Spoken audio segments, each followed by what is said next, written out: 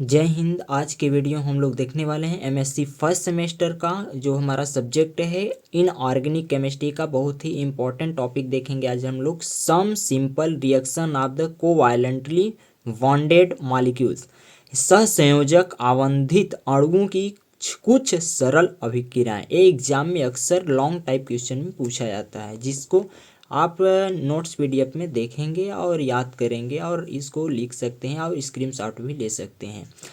तो सबसे पहले इसका हम लोग डिफिनीशन वगैरह बारे में थ्योरी पॉइंट देखते हैं। अकार्बनिक रसायन में बहुत अधिक संरचनात्मक विविधता देखने को मिलती है। क्या बताया गया कि जो इनऑर्गेनिक केमिस्ट्री है इसमें बहुत से अधिक संरचनात्मक यानी कि स्ट्रक्चरल विविधता देखने को मिलती है। यहाँ तक कि किसी एक तत्व के लिए भी कई कारकों पर विचार करना होता है। अकार्बनिक रसायन का अभिकारकों और उत्पादों की स्थिर संरचना से संबंध अधिक रहा है, न कि उन तरीकों से जिनके द्वारा वे अंतर परिवर्तित होते हैं। क्या बताया गया कि जो अकार्बनिक रसायन का अभिकारकों और उत्पादों की स्थिर संरचना से संबंध अधिक रहा है, न कि उन तरीकों से जिनके द्वारा वे अंतर परिवर्तित होता है। किंतु अब स्थिति बदल रही है तथा ज़्यादा ध्यान इस बात पर दिया जा रहा है कि अकार्बनिक अणु यानी इनऑर्गेनिक मॉलिक्यूल किसी प्रकार परिवर्तित होते हैं, यानी किस प्रकार से परिवर्तित होते हैं और क्रिया करते हैं। इस दृष्टि से अधिक कार्य उप सहसंयोजन रसायन कोऑर्डिनेशन केमिस्ट्री में हो रहा है। यहाँ कुछ some simple reaction of covalently bonded molecule पर चर्चा की जा रही है, जो यह निम्न प्रकार से लिखित है यानी निम्नलिखित है। पहला है एटॉमिक इन्वर्जन यानी परमाणुीय प्रतिलोमन। दूसरा है वेरी प्रिसिडो रोटेशन यानी वेरी का छद घूर्णन। तीसरा पॉइंट है न्यूक्लियोफिलिक सब्स्टिट्यूशन नाभिक स्नेही प्रतिस्थापन। और चौथा 4 नंबर पॉइंट है फ्री रेडिकल यानी मुक्त मूलक। सबसे पहले हम लोग देखेंगे इसमें एटॉमिक इन्वर्जन यानी कि परमाणुीय प्रतिलोमन क्या होता है। अमोनिया के समान अणु एक सरल अभिक्रिया प्रदर्शित करते हैं। अमोनिया के समान अणु एक सरल अभिक्रिया को प्रदर्शित रिप्रेजेंट करते हैं, जिसे एटॉमिक इन्वर्जन कहते हैं। बहुत ही इजी डिफिनीशन है कि अमोनिया के समान मॉलिक्यूल एक सरल अभिक्रिया को रिप्रेजेंट करते हैं, जिसे हम एटॉमिक इन्वर्जन या परमाणुीय प्रतिलोमन कहते हैं।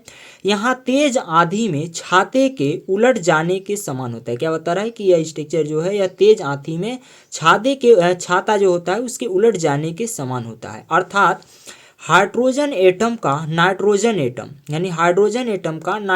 एटम के अनुसार घूर्णन हो जाता है, या परमाणु प्रतिलोमन कहलाता है। क्या होता है कि जो हाइड्रोजन एटम है उसका नाइट्रोजन एटम के अनुसार घूर्णन हो जाना परमाणु प्रतिलोमन यानी कि एटॉमिक इन्वर्जन कहलाता है। एग्जाम्पल के तौर पर दे सकते हैं, अमोनिया लिए हुए हैं NH3। इसका कुछ इस प्रकार से होता है स्ट्रक्चर। N है और NH3 है, ब्रिज के साथ सेकंड में मिलता है, और ये भी सेम स्ट्रक्चर है, लेकिन लग रहा है कि जिससे छाता जैसे उलट जाता है आंधी में, उसी प्रकार इसकी स्ट्रक्चर यानी एटॉमिक इन्वर्जन को दिखाया गया है। इसकी थोड़े पॉइंट में थोड़ा सा और देखते हैं हम लोग। अमोनिया में नाइट्रोजन से जुड़े, क्या बता रहा है कि जो अमोनिया मॉलिक्यूल है उसमें अमोनिया में नाइट्रोजन से जुड़े हाइड्रोजन एटम का प्रतिलोमन हो जाता है। देखने में लगता है कि यह कोई रासायनिक परिवर्तन नहीं दर्शाया है, क्योंकि न तो कोई बॉन्ड टूटता है और न ही कोई बॉन्ड बनता है, और बनने वाला उत्पाद जो अभिकारक के अनुरूप होता है। फिर भी यह रिएक्शन रासायनिक महत्व की है।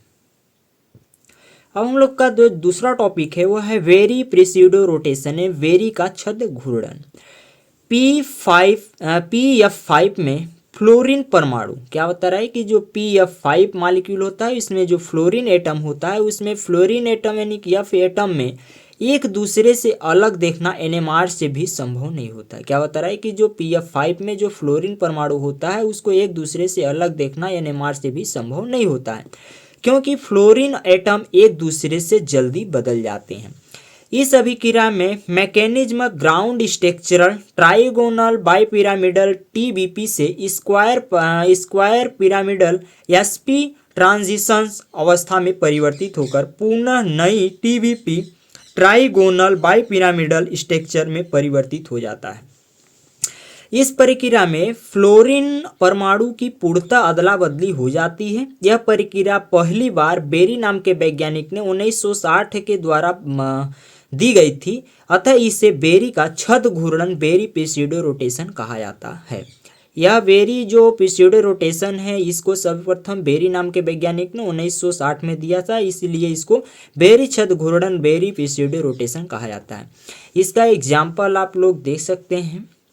ये है TBP ट्राइगोनल बाइपिरामिडल स्ट्रक्चर है हमारा। P बीच में सेंट्रल एटम है और यहाँ इस प्रकार से इसको किस स्ट्रक्चर है, यहाँ A1 है, A2 है, E1 E2 E3।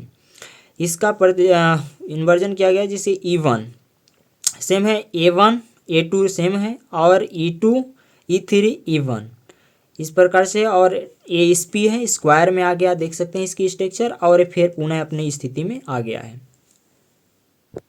अब हम लोग का थर्ड नंबर पॉइंट है न्यूक्लियोफिलिक सब्स्टिट्यूशन, नाभिक स्नेही प्रतिस्थापन। सारी रिएक्शन जिनमें एक नाभिक स्नेही न्यूक्लियोफिलिक का प्रतिस्थापन, क्या बताया गया कि सारी रिएक्शन जिनमें एक नाभिक स्नेही न्यूक्लियोफिलिक का प्रतिस्थापन किसी अन्य के द्वारा किया जाता है तो उन्हें हम नाभिक स्नेही प्रतिस्थापन यानी रिएक्शन कहते हैं। एग्जाम्पल के तौर पर देख सकते हैं क्लोरोडाइएल्किल फास्फिन ऑक्साइड, कार्बनिक रसायन में त्रिविम रासायनिक क्रिया विधि का महत्वपूर्ण उदाहरण वाल्डन प्रतिलोमन वाल्डन इन्वर्जन है, जिसमें नाभिक स्नेही अर्थात OH आयन की क्रिया के फलस्वरूप 4 उपसंयोजित कार्बन पर त्रिविम रासायनिक स्टीरियोकेमिकल प्रतिलोमन होता है। अकार्बनिक अणुओं की अनेक अभिक्रियाएं इसी क्रिया विधि द्वारा होती हैं। न्यूक्लियोफिलिक सब्स्टिट्यूशन की क्रिया विधि का सरल उदाहरण क्लोरोडाइएल्किल फास्फिन ऑक्साइड की विलायक अपघटन सॉल्वोलाइसिस अभिक्रिया है।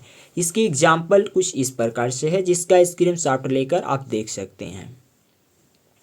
इसमें क्या है, P के साथ डबल बॉन्ड में ऑक्सीजन एटम जुड़ा हुआ है और यहाँ R और R1 जुड़ा है और इसके साथ क्लोरीन जुड़ा है यहाँ, और यहाँ इस साइड में CH3 और O के ऊपर निगेटिव चार्ज है। तो क्या होगा, इसको जब हम ट्रांजिशन स्टेट में देखेंगे तो क्या होगा, इसको R और R डैश P के साथ सेमिजिटी रहेगा, क्लोरीन एटम भी जुड़ा रहेगा और यहाँ से जो निगेटिव चार्ज है इसका ऑक्सीजन का यहाँ डबल बॉन्ड में शिफ्ट हो जाएगा और डेल्टा माइनस इस प्रकार से कुछ हो जाएगा इसका रिएक्शन।